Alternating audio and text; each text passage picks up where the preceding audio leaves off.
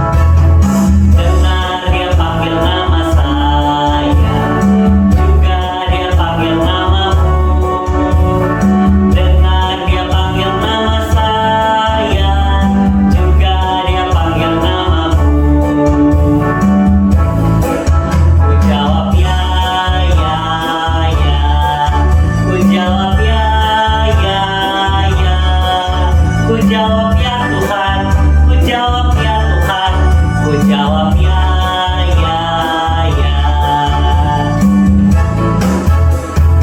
Oh giranglah,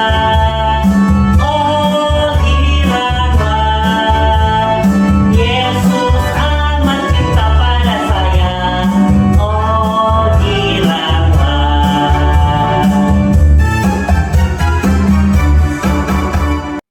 Halo, selamat pagi adik-adik. Gimana kabar kalian hari ini? Wah, senang sekali tentu saja ya. Kita sekarang sudah bisa sekolah minggu di gereja. Nah, adik-adik yang rindu untuk berkumpul bersama-sama dengan lose-lose, adik-adik bisa ikut mama papa beribadah di gereja. Nah, sebentar lagi kita mau mendengarkan cerita firman Tuhan. Sebelum mendengarkan cerita firman Tuhan, kita berdoa terlebih dahulu. Tuhan Yesus, terima kasih untuk pagi yang indah ini. Kau sudah kumpulkan kami bersama-sama untuk mendengarkan cerita firman Tuhan. Berkati anak-anak-Mu yang berada di rumah, biarlah mereka juga boleh fokus untuk mendengarkan cerita firman Tuhan.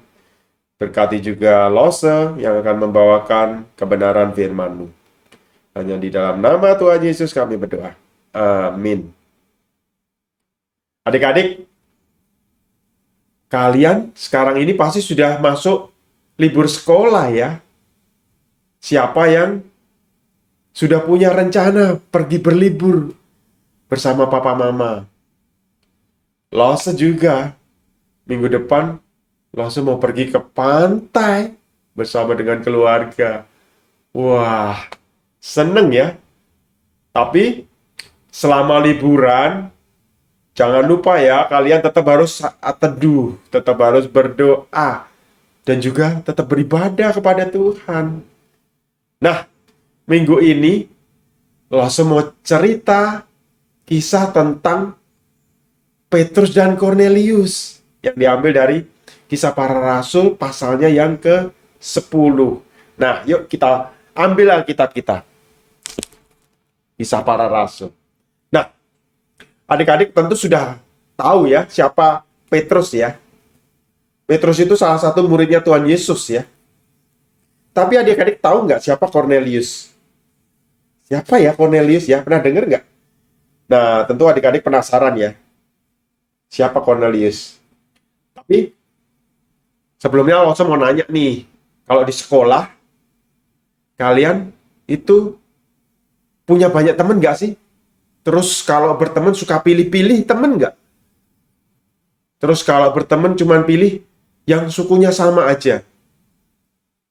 Adik-adik tahu nggak di Indonesia ini kita punya banyak sekali suku bangsa ya. Ada suku Batak, ada suku Jawa, ada suku Sunda, ada suku Tionghoa, suku Dayak, dan sebagainya. Nah, kita itu sewaktu lahir, kita nggak bisa pilih kita mau lahir di suku apa. Karena semua itu sudah ditentukan oleh Tuhan sejak kita dalam kandungan. Tuhan tidak membeda-bedakan mengasihi suku bangsa. Tuhan mengasihi semua. Tuhan mengasihi semua suku bangsa yang ada di seluruh dunia. Tuhan mengasihi juga orang-orang yang ada di Amerika, anak-anak yang ada di Cina, anak-anak yang ada di Afrika, dan sebagainya. Tuhan juga mengasihi orang yang kaya, orang yang miskin. Tuhan juga mengasihi orang yang terkenal. Tuhan juga mengasihi orang yang tidak terkenal. Tuhan mengasihi orang yang sudah tua renta. Tuhan mengasihi orang yang masih muda, bahkan anak-anak seperti kalian. Nah, kita baca Kisah Para Rasul 10 ya. Di Kaisarea ada seorang yang bernama Kornelius. Kornelius ini adalah seorang Romawi dan jabatannya cukup tinggi. Dia orang yang terkenal karena dia sebagai kepala pasukan. Dia mengapalai 100 prajurit yang mengamankan kota Kaisarea. Nah, Bangsa Romawi itu menyembahnya kepada dewa-dewa, patung-patung adik-adik. Tapi Cornelius itu berbeda. Cornelius melihat di kota Kaisarea itu orang-orang Yahudi menyembah Tuhan yang hidup. Akhirnya Cornelius dan keluarganya juga berdoa kepada Tuhan yang hidup, bukan kepada dewa-dewa atau patung-patung orang Romawi. Dan selain itu, Cornelius orangnya itu dermawan. Dia suka memberikan sedekah kepada orang-orang miskin. Dia suka menolong orang-orang Yahudi yang mengalami kesulitan. Dia suka membantu orang yang kesulitan ekonomi supaya menjadi bisa membeli barang-barang. Tapi Cornelius belum mengenal Tuhan Yesus. Allah mau Cornelius mengenal Tuhan Yesus juga. Sehingga suatu hari pada saat Cornelius sedang berdoa di siang hari, Tuhan mengutus seorang malaikat datang kepadanya. Cornelius, kata malaikat itu. Cornelius menjadi sangat terkejut dan bertanya, "Ada apa Tuhan?" Lalu jawab malaikat itu, "Semua doamu dan sedekahmu telah naik ke hadirat Allah, dan Allah mengingat engkau. Dan sekarang suruhlah beberapa orang ke Yope untuk menjemput seorang yang bernama Simon dan yang disebut Petrus. Ia menumpang di rumah seorang penyamak kulit yang bernama Simon yang tinggal di tepi laut. Nah, Petrus akan menyampaikan sesuatu yang penting kepadamu," kata malaikat itu. Setelah malaikat itu pergi, Cornelius segera memanggil hambanya dan seorang prajurit yang dia percaya. Ia mengatakan kepada mereka apa yang baru saja terjadi. Kemudian dia menyuruh mereka untuk pergi ke Yope untuk mencari seorang yang bernama Petrus yang tinggal di rumah Simon di tepi laut. "Jemput dan bawalah Petrus kemari," kata Cornelius. Singkat cerita, utusan dari Cornelius tadi akhirnya tiba di kota Yope. Pada waktu itu, Petrus sedang berdoa di tingkat atas. Dan utusan itu tiba di rumah Simon dan mengetuk pintu. Tok, tok, tok, tok, tok. Wah, Simon terkejut, kok ada orang asing nih, orang Romawi di depan rumahnya. Lalu hamba Cornelius tadi bilang, "Apakah Petrus tinggal di rumah ini?" "Ya, ia ada di sini.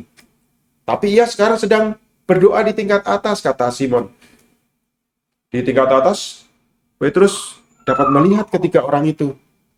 Dan Roh Kudus berkata dalam hatinya, "Ketiga orang ini datang mencari kamu. Turunlah dan temui mereka.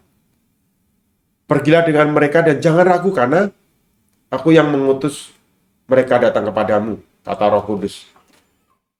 Petrus segera turun menemui utusan Cornelius. "Aku adalah orang yang kamu cari," kata Petrus. "Kenapa kamu datang mencari aku?" kata Petrus. Lalu utusan itu menjawab, "Cornelius, kepala perwira yang mengutus kami. Dia mengatakan untuk menjemput engkau untuk pergi ke Kaisarea." Lalu Petrus mengundang mereka masuk untuk mereka tinggal semalam. "Besok aku akan pergi bersama kalian," kata Petrus. Keesokan harinya, Petrus pergi ke Kaisarea bersama dengan utusan Cornelius tadi. Beberapa orang percaya dari Yope juga ikut Petrus bersama-sama pergi ke Kaisarea. Di Kaisarea, Cornelius sudah menantikan kedatangan Petrus. Cornelius mengundang sanak saudaranya, mengundang teman-temannya untuk datang di rumah Cornelius. Pada waktu Petrus masuk ke dalam rumah, Cornelius, seorang yang terkenal, orang kepala pasukan, berlutut di depan Petrus. Petrusnya kaget. Bangun. Akhirnya Petrus menegakkan Cornelius. "Bangunlah, aku hanya manusia biasa," kata Petrus. "Sekarang Aku ingin tahu apa sebabnya kamu memanggil aku, kata Petrus. Kemudian Cornelius mulai bercerita. Beberapa hari yang lalu, seorang yang memakai jubah putih bersinar datang kepadaku ketika aku sedang berdoa. Dia mengatakan kepadaku untuk mengirim pesan untuk menjemput engkau agar datang kemari karena engkau akan mengatakan sesuatu kepadaku, kata Cornelius. Nah, kami semua sudah hadir di sini untuk mendengarkan apa yang hendak engkau katakan melalui Petrus. Pada saat Petrus melihat semua saudara-saudara, teman-teman sudah menanti-nantikan kedatangannya, lalu Petrus berkata apa adik-adik ya? Sebenarnya aku tidak boleh datang kepadamu karena aku ini seorang Yahudi dan kalian ini adalah bangsa Romawi. Jadi adik-adik, kalau bangsa Yahudi itu tidak boleh bergaul dengan bangsa lain karena bangsa lain itu menurut mereka adalah bangsa yang najis, bangsa yang tidak tahir. Apalagi ini bangsa Romawi adalah musuhnya orang Yahudi. Karena pada saat itu bangsa Romawi ini menjajah bangsa Yahudi. Tetapi Petrus tidak keberatan karena Tuhan sendiri yang menyuruh Petrus untuk datang di rumah Cornelius. Lalu mulailah Petrus berbicara di depan Cornelius dan sanak saudaranya dan juga teman-temannya. Kita baca di Kisah Para Rasul 10 ayat 34. Lalu mulailah Petrus berbicara, katanya, sesungguhnya aku telah mengerti bahwa Allah tidak membedakan orang. Setiap orang dari bangsa manapun yang takut akan Dia dan yang mengamalkan kebenaran berkenan kepadanya. Itulah firman yang Ia suruh sampaikan kepada orang-orang Israel, yaitu firman yang memberitakan damai sejahtera oleh Yesus Kristus yang adalah Tuhan dari semua orang.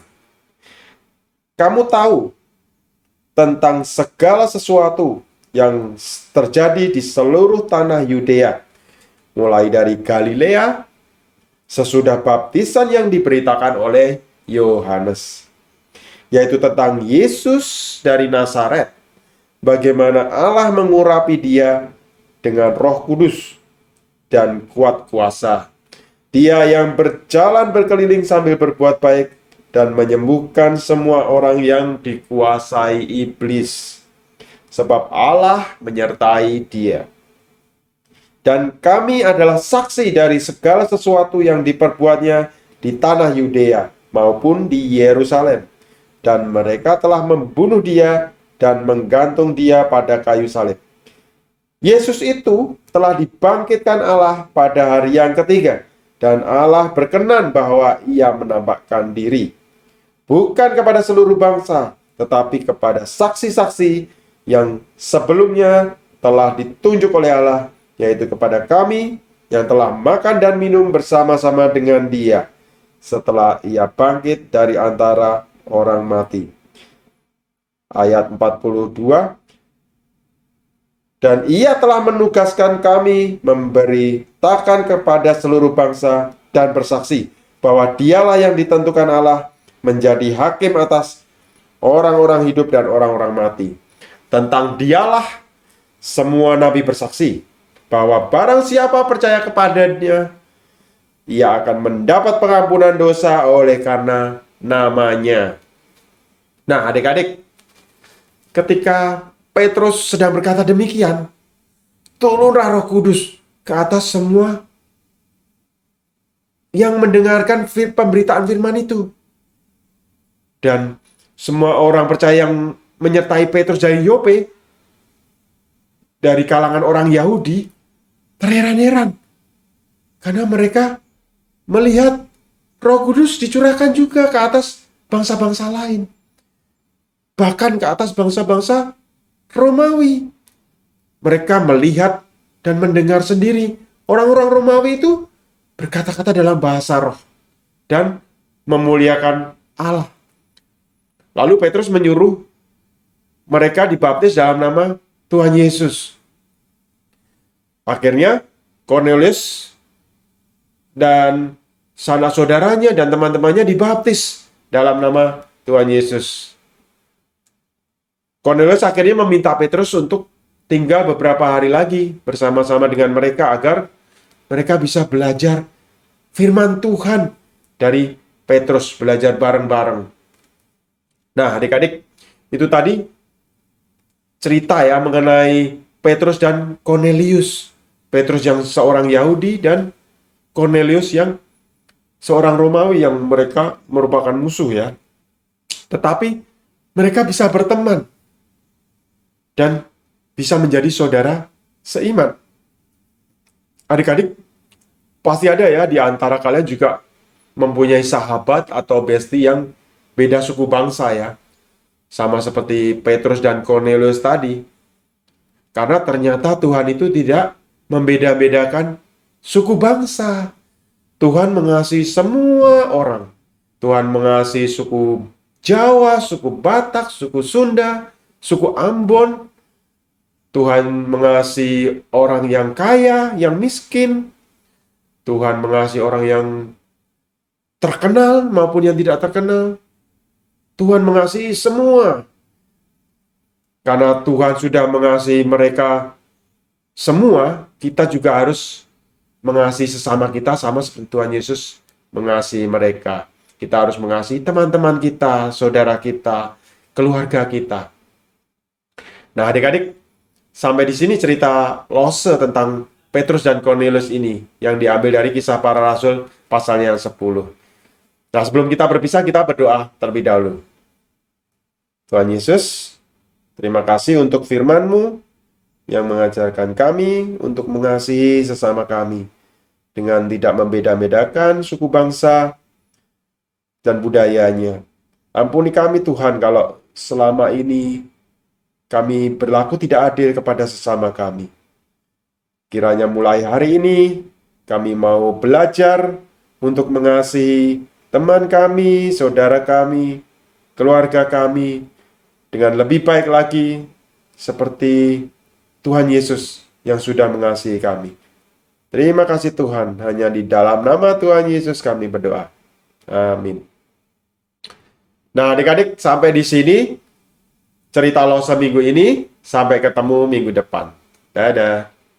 Adik-adik, hari ini kita belajar bahwa Yesus juga mengasihi Cornelius, walaupun dia bukan seorang Yahudi. Nah, adik-adik, kita juga percaya bahwa Yesus mengasihi kita semua, orang-orang Indonesia, dan juga orang-orang dari berbagai suku dan bangsa di dunia ini. Yuk, kita mau nyanyikan lagu ini, Yesus Cinta Semua Anak.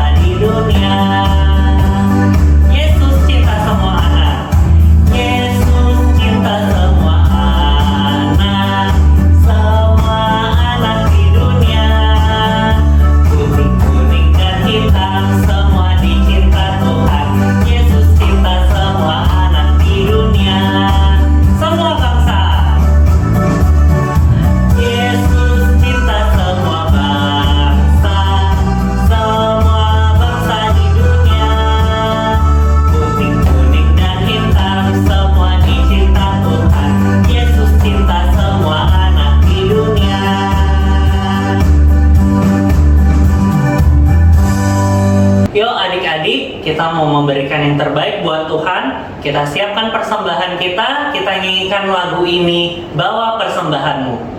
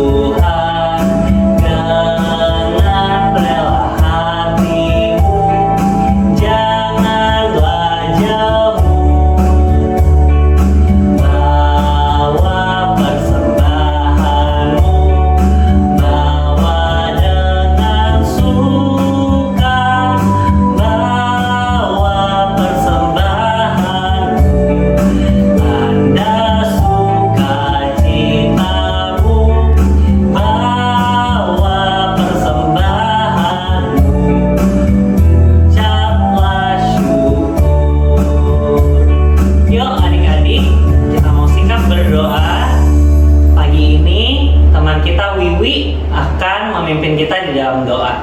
Yuk, tutup matanya, lipat tangannya, tundukkan kepala. Teman-teman, mari kita berdoa. Tuhan Yesus, hari ini kami mengumpulkan persembahan. Terimalah persembahan kami. Dalam nama Tuhan Yesus kami berdoa. Amin. Amin. Terima kasih Wiwi. Nah, adik-adik, sebentar lagi kita akan mengakhiri ibadah kita. Tapi sebelumnya, Lausa punya 2 pengumuman. Yang pertama adalah sekolah Injil liburan. Hore!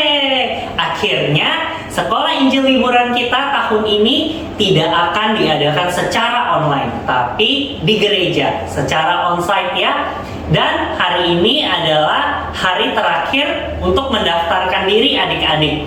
Jadi sesegera mungkin kasih tahu papa mamanya, mami dedinya, mami papinya untuk segera daftarkan adik-adik ke Lausa Marta atau Lausa Via. Dan sekolah Injil liburan kita akan diadakan hari Sabtu tanggal 9 Juli jam 8 pagi. Oke? Nah, itu pengumuman yang pertama. Pengumuman yang kedua adalah hari ini adalah hari terakhir adik-adik ibadah online. Jadi adik-adik, yuk minggu depan mulai datang ke gereja, ke sekolah minggu, kita ibadah sama-sama dengan teman-teman yang lain. Tidak akan lagi diadakan secara online. Nah, itu saja pengumumannya. Kita mau mengakhiri ibadah kita. Yuk, kita mau nyanyikan lagu ini, Bapa terima kasih. Kemudian Lausa akan tutup di dalam doa.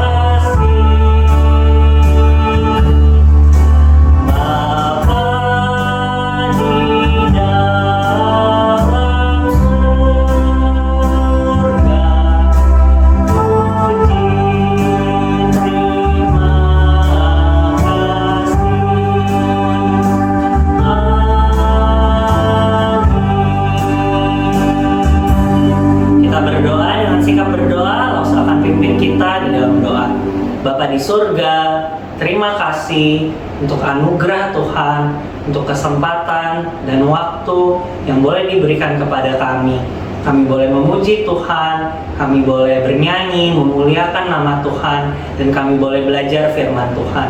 Tuhan, biar kami memohon kepada Engkau agar firman Tuhan pada hari ini boleh sungguh-sungguh kami tanam dalam hati kami.